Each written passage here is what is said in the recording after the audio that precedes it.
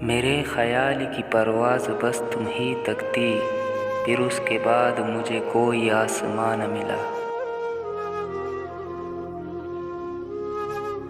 इश्क करने के भी आदाब हुआ करते हैं, जागती आंखों के कुछ ख्वाब हुआ करते हैं।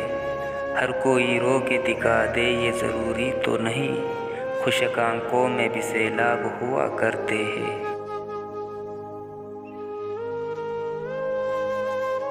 कभी यूं भी आ मेरे रूबरू कि तुझे पास पाके मैं रो पड़ूं। बिन बताए उसने क्यों ये दूरी कर दी, बिछड़ के उसने मोहब्बत ही अधूरी कर दी। वो भी मर मर के जी रहा होगा, मेरा ये वहम क्यों नहीं जाता।